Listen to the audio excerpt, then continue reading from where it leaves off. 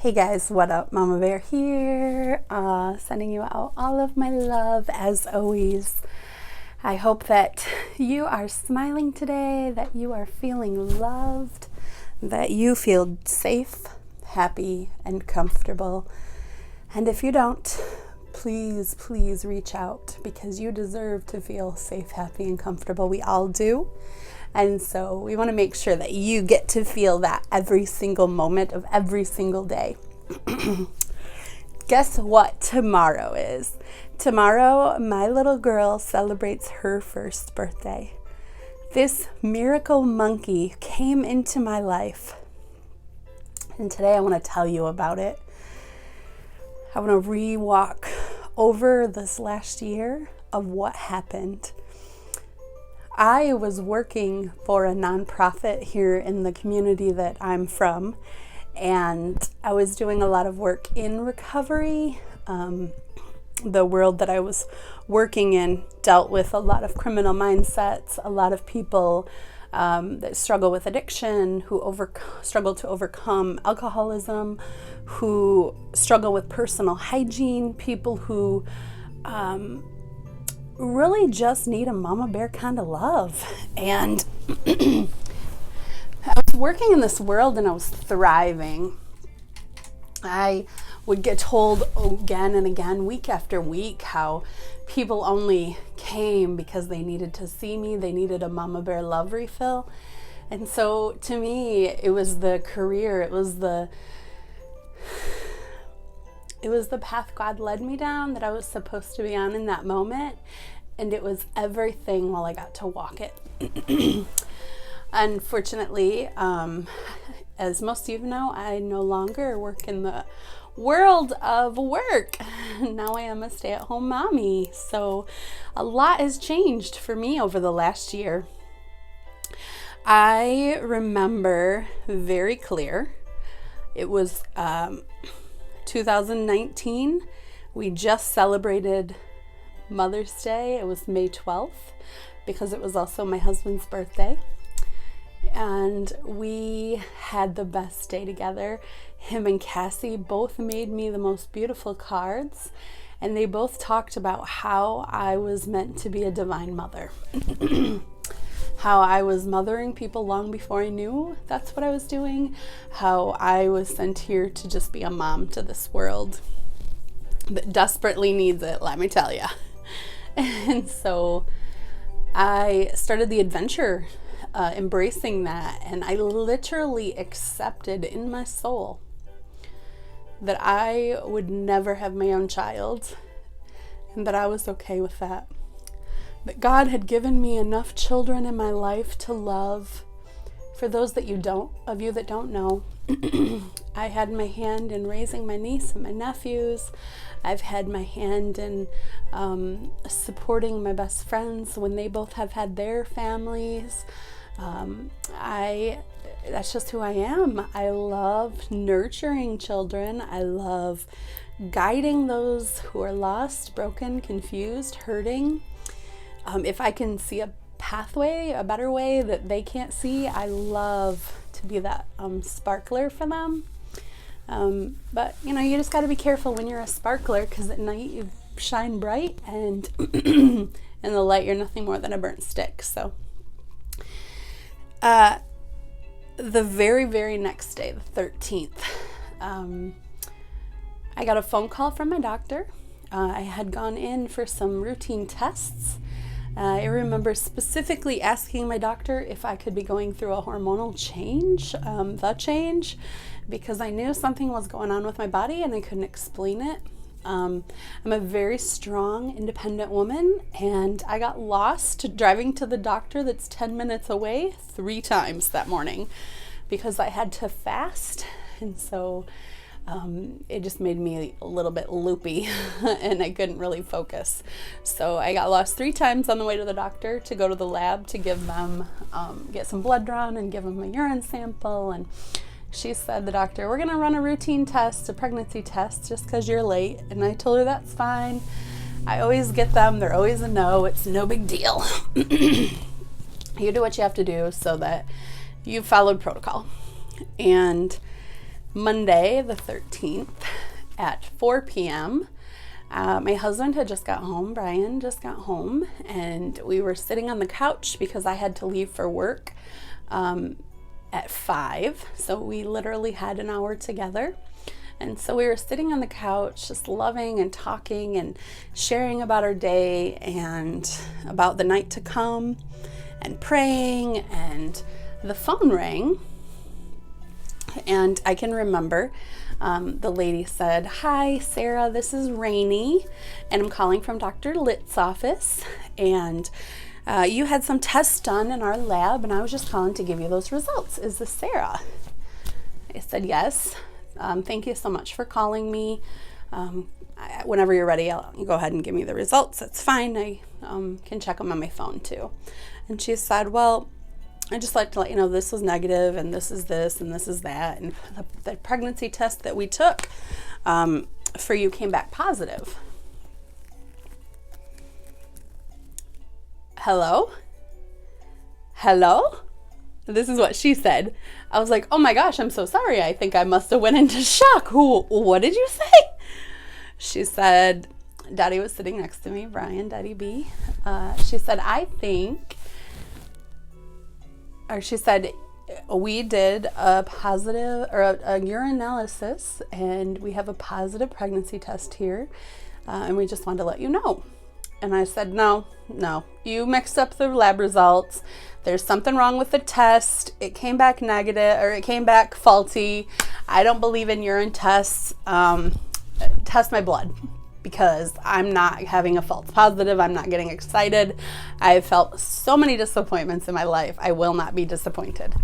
She said, "Okay, no problem. I'll call you back in 10 minutes. I have a blood sample right here." 4:20 on the 13th of May, I got a phone call back. "Hi, Sarah, this is Rainey from Dr. Litt's office, and I'm calling you to let you know that we now have 2 positive pregnancy tests. Your blood confirmed you are pregnant." I couldn't believe it. Both Daddy B and I burst into tears and laughter.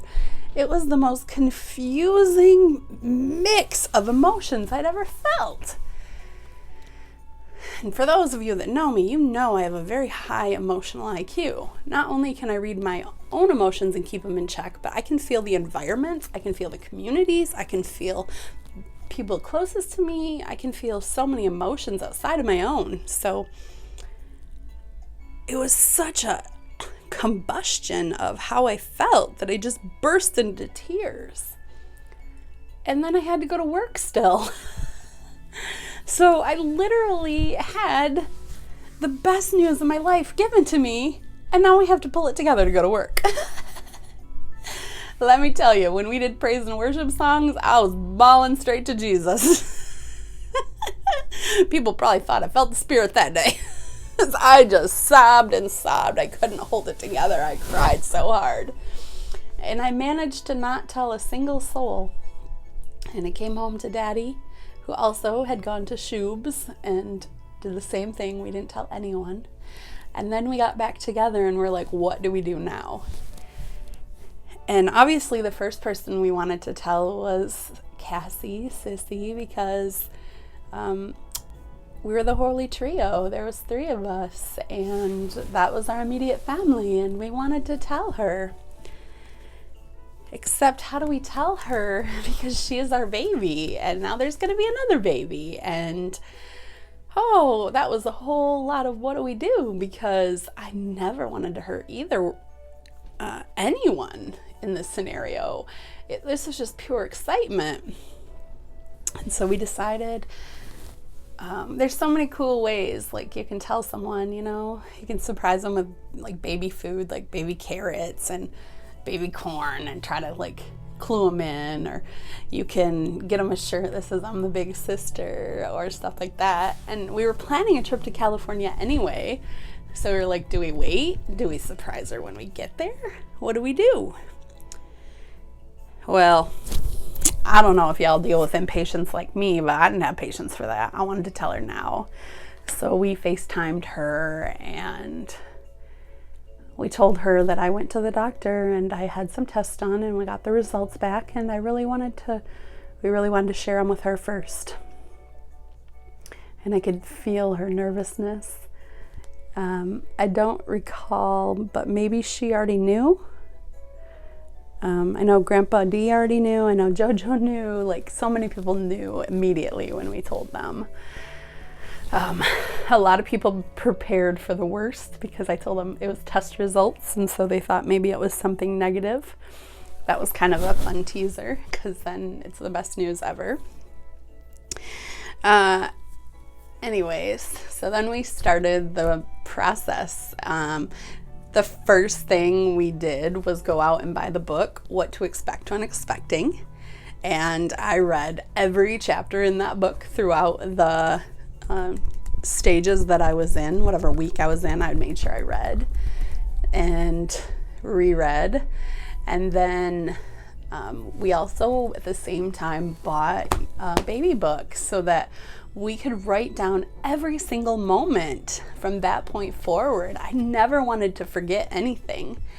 Oh yeah, and I also, I still wasn't convinced with the 2 positive pregnancy tests, so Daddy B went and bought a pregnancy test, so I had a 3rd positive, and so we glued that positive pregnancy test inside of that baby book just because it was so surreal.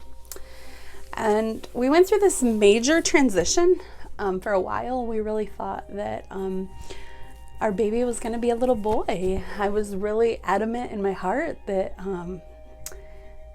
it was a boy, and I couldn't, I didn't know why. I just felt that way. And it's super funny because my mom said the same thing about me, that she thought really strongly that I was going to be a boy. So me and Izzy, pew, pew, pew, we sneak under the bar like that. We come in like, yeah, you think something, but we gonna do what we gonna do.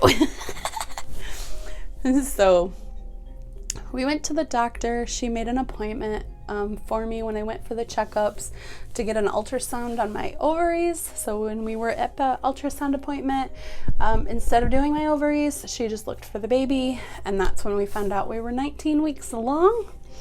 I can tell you now that I knew I was pregnant, but because I had felt so many disappointments with the pregnancy scares throughout my life, hoping and hoping and hoping, that I just justified it. I justified my morning sickness to my eating disorders. I justified my not feeling well, my nauseousness to sinuses drainage. Why I was so tired and needing a nap. Must be I'm lazy and I need to work out more. It's just everything that I could have. My boobs hurt. Why does that happen? I don't know. Must be my period. A change. I don't know. And it's super funny because obviously now we all know what happened, but in that moment trying to figure out what was going on in my body was really scary. And then the wait began. Then I had to go through, and I teased and I laughed. I remember standing on stage at work when I finally told them. I said, God knew how impatient I was. So he was like, I got you. 19 weeks already done. You don't even got to count those. You're in 19 weeks already. Let's move forward. So I didn't have to wait nearly as long as most women wait. And I skipped the first trimester, so I didn't have to go through all that scared, worry, fear of all of the horrible things that could go wrong. So that's kind of nice. And as we transitioned through, I started to get down to my last month, and I was pushing myself really hard at work, and I felt like I kind of got pushed out a little bit at work. They knew that I was going to go on maternity leave, and then they allowed me to return with me and the baby, and they were really excited about it, said that I could have the baby at work with me, I could bring a pack and play in, I could bring toys in, they would help me watch her. So I had it made, or so I thought. And I was hoofing it down the road one day because I didn't want to get a parking ticket and my meter ran out, and it expired on my phone, so I couldn't get back into it, and big old pregnant belly, and I'm like walking down the road, and I guess I injured a ligament from my uterus to my hip bone, and so I had to have some physical therapy. I literally came home that night and laid on the couch and just sobbed. I sobbed for hours because I was in so much pain I couldn't even hardly move. I went to the doctor the next day. I couldn't walk into the office. I had to be pushed in a wheelchair. That's pretty much how the time frame for the rest of my pregnancy went. I couldn't really go anywhere unless I was pushed around. If I went to the grocery store or anywhere, I just couldn't walk very far. And then we had to switch a couple different doctors. The first doctor we had, she was an older woman, and all she wanted to do was criticize me about my weight and size. Every time I saw her, I think we saw her 3 times, 5 times, but every time we saw her, she brought up my weight. And the last time when we saw her, it was literally for 5 minutes. I'm not kidding you, 5 minutes. And in 5 minutes, she brought it up 5 times that I had a weight problem. So I decided that she wasn't going to be the doctor for me because I didn't want to catch a case. So I switched and I got a really sweet doctor, and she became my biggest cheerleader. And she told me I was working too much and took me off work and told me to stay home and rest. And that's what I did. And then I got 12 weeks of maternity leave because I was a high-risk pregnancy because of my weight and my age. And so I really just got to stay home and rest and study. And I read everything and watched YouTube videos and seeked specialists to find out everything I could about raising a newborn baby and what that looked like. And I stumbled upon quite a lot of really cool things. And so that really helped me with the foundation of bringing Izzy home. I learned that in our lifetime, we'll never learn as much developing and learning things as we will in our first 3 years. I mean, think about it. We learn everything. We learn how to eat. We learn how to talk. We learn how to pull ourselves up and crawl and walk and communicate and go to the potty. And there's just so many things that we just take for granted that we know how to do, that we had to learn. And so that's what we've been focusing on since Izzy's been here. We've been working on teaching her both English and Spanish side by side. I have put in a little Arabic in there now and then, and Mandarin, because I really want her to be exposed to different outlets. Izzy, I want you to be exposed to as much as you possibly can. I grew up in a very small white community, and so I didn't have a lot of diversity or culture, and so that's really important to me that my daughter gets to have that. I want her to know a diverse amount of people so that, baby girl, you can see that we're all same, just different. We all love and we all need love. And so when we thought the baby was going to be a boy, the first story I'd ever read in the Bible was Abraham and Sarah. And if you know anything about Abraham and Sarah, they had a baby later in life. I think it was like 80, but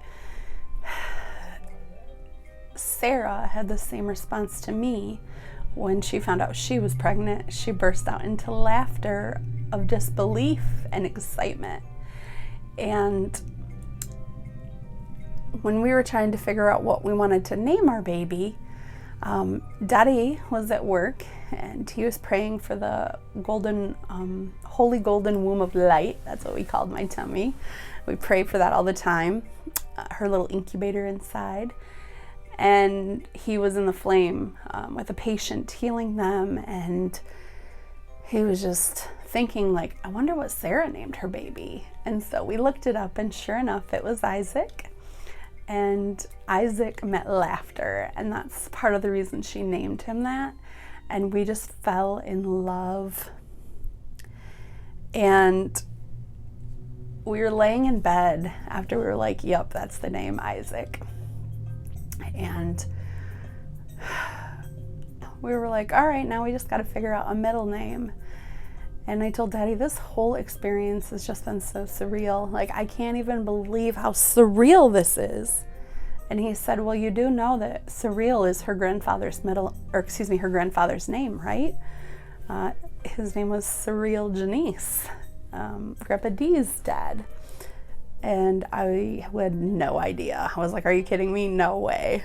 And so that's how we decided. And then we went to California on our trip, and we went to the graduation for Cassie. She graduated high school, and the only time my feet swelled up in my pregnancy was on this trip. So if you're pregnant, don't drive 3,000 miles. 3,666 miles was what we hit when we returned home. I told my husband to keep driving just one more mile. But I don't believe in superstition, but just because it's funny. Anyways, so when we got home, that like next week we had the appointment to go in and find out what we were having. And our cute little sister told us if she had to do it again, she would do a gender reveal, because it's fun finding out in the hospital, but it would be more fun to find out what the baby is around your friends and family. And so we said, okay, let's let her and Cassie throw us a gender reveal party. Nothing crazy, just little family. And she painted a box and cut out really cute rubber duckies and little bears and stuff and put on top. And they had these little pink knobs. They're so pretty on the top of the box. And it was rubber banded together, tied together with a string. So we had to undo it. And outside of the box was white, and it said, what will it be, boy or girl?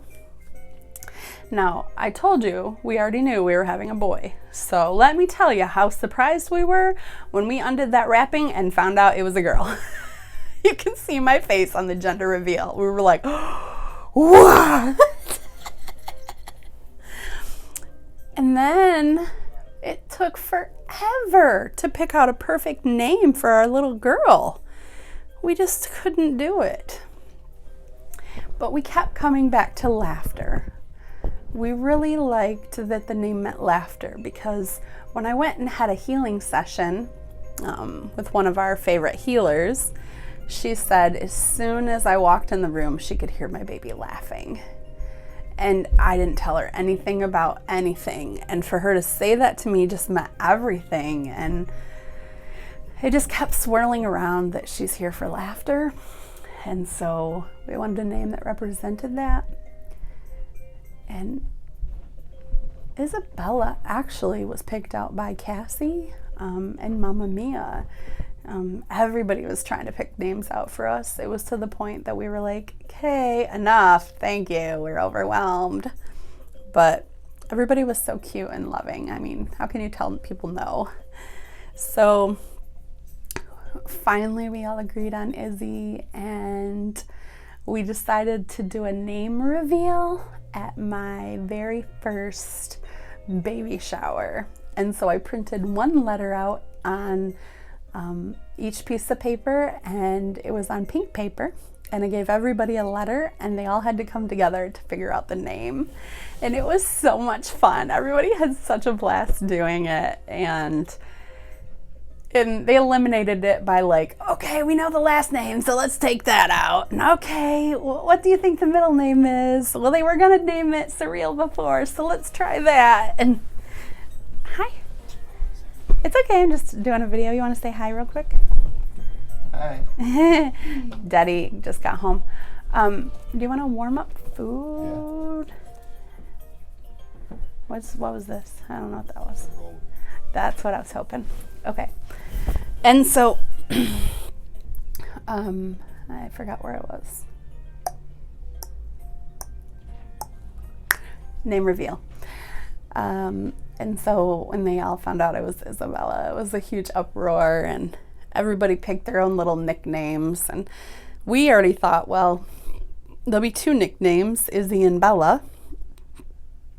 And then, I don't know, Nana come up with Bella Bug, and Aunt Mary started calling you Izzy Bella, and you're going to have unlimited nicknames, which is adorable because my whole life always wanted to have a million nicknames, and now I want my daughter to have that, so we'll call you all sorts of cute stuff.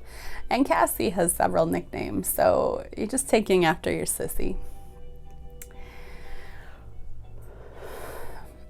And we had to deal with giving a baby shots, and we had to deal with her teething. Oh, teething is the worst because there's nothing you can do to make them feel better. I mean, obviously you can give them stuff, but you can't make that tooth not come through any less painfully. And we worked really hard as a team. It was the shakedown of our relationship, having a baby. Daddy B and I, we had to work together because when you are bringing a newborn home, you're literally feeding that baby every 2 hours or less, an hour and a half sometimes. And so by the time you get the baby settled back down to sleep and you actually get to lay back down to sleep, you're waking back up to do it again. So we were pretty delirious that first couple weeks until things started to ease in and settle back down. So at 3 a.m., 4 a.m., 5 a.m. feedings, you don't necessarily have the compassion and empathy and tenderness you would any other time. So there was a couple times where we growled at each other. But we always knew we were doing it for the greater good, and anytime I couldn't do it anymore, Daddy was there to step in. Anytime Daddy couldn't do something, I was right there to take over, and we just double lapped each other all the time. And when it came down to how do we want her on a sleeping schedule, what do we want that to look like, how long should she sleep in our room next to our bed, how long before we get her in her crib, should we do crib naps, what should we do? And we just researched everything and found out what worked for us as a family, what worked for our daughter, and we've transitioned. So she's not a year yet. She won't actually be a year until Monday, party tomorrow. But she is sleeping in her crib alone by herself. She sleeps throughout the night. She takes 2 naps a day, one around 11, one around 3. Usually an hour, hour and a half, unless she's teething or it's a gloomy day. Sometimes she'll sleep longer. You are a total water baby, my cute little monkey. It doesn't matter if it's the pool. It doesn't matter if we're playing in a mud puddle in the rain. It doesn't matter if you're in your little tiny pool, the bathtub, playing in the sink. You love water. Playing in the water from your sippy. You love water. So we learned that about you. We got you on a food schedule. I've never given you just one solid thing to eat. You have always transitioned into 3 or 4 things at a time. Right now you would eat an example of 1 to 2 chicken nuggets, and we are plant-based, just so you know. And then peas, you love peas, and then some kind of fruit. Yesterday I mixed blackberries, strawberries, and blueberries with flax to give you. This morning you had a banana with French toast sticks. Sometimes you have plant-based sausage. Sometimes you have pancakes. Uncle Jojo likes making you pancakes. You love scrambled eggs. The only time you've ever given me an issue with anything, you didn't like sweet potatoes the first time you got them. It took you like 3 or 4 times before you'd accept them. But after that you were fine. You can eat a full meal and then still try to get food off our plate. You love food. So you're definitely a little giver already because you will share your cookies with the doggy or your food. And you're quick to give up a toy if your cousin wants to play with it. You're really giving. Only time you get mad is when we change your diaper or wipe you down after you're done eating. You hate it. You slap the shit out of me. But other than that, you're the easiest baby in the world. You go to bed so easy. I can put you down without a problem. Sometimes I can rock you just because it's intimate and beautiful and I love being with you. Sometimes you just want to be left alone and laying in your crib so you can relax and fall asleep and drift. We've gone to parks. Not too many parks because of COVID, but we did take you to Wilcox Park, and we had disinfectant wipes with us, so we wiped everything down real good before we let you play on it. But we let you go on the swing, and I sat on the merry-go-round. Daddy went down the slide with you. We let you play in the splash pad while we held you, and so you got to go to a park for the first time. That was really cute. You've had so many firsts. First time you pulled yourself up, first words, and the first word you said, you were a couple weeks old and you said hi, but I didn't really notate it because I thought maybe it was a fluke. And then at Christmas time in front of Mama Mia and Cassie and everybody, you were saying who, but it was kind of more like an owl, like whoo, so I don't know if that counts.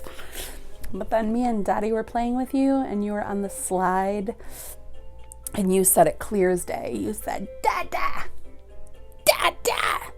And so we count that as your first word. However, you were saying mum, mum, mum, mum, mum, mum, mum, mum, mum, mum, mum, mum, mum, mum, mum, long before you said Dada. You would cry and sing or cry out my name. It was so cute. You love the dogs, you love Aunt Jules and Uncle Jojo, you love food, you love water. We made our whole living room into your playroom. We just have let you transition our whole life, and we thank you for it. You are the center of our world, you and your sister, and what an honor and an experience it's been to be your mom. And we're only 1 year in. I pray that for the rest of our lives we know this much love. Unconditional love for you is my only wish. I want to make sure you always feel that way. Happy birthday, beautiful. You are 1 year in a couple days. I love you so much.